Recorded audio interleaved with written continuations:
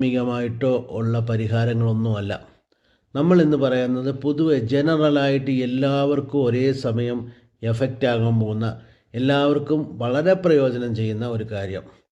അതിൽ പ്രത്യേകിച്ച് വൃശ്ചിക രാശിക്ക് എന്താണെന്ന് വെച്ചാൽ, വൃശ്ചിക രാശിയിൽ ചന്ദ്രൻ നീചമാണ്. നമുക്കറിയാം ഓരോ ഗ്രഹങ്ങളും, അതായത് സൂര്യൻ എന്ന് പറഞ്ഞാൽ പിതൃകാരകനാണ്, ചന്ദ്രൻ എന്ന് പറഞ്ഞു കഴിഞ്ഞാൽ മാതൃകാരകനാണ്, ചൊവ്വ എന്ന് പറഞ്ഞാൽ സഹോദരകാരകനാണ്, ബുധൻ എന്ന് പറഞ്ഞാലും അതുപോലെ തന്നെ സഹോദരകാരകൻ തന്നെയാണ്, അല്ലെങ്കിൽ അമ്മാവനാണെന്ന് നമ്മൾ പറയാറുണ്ട്.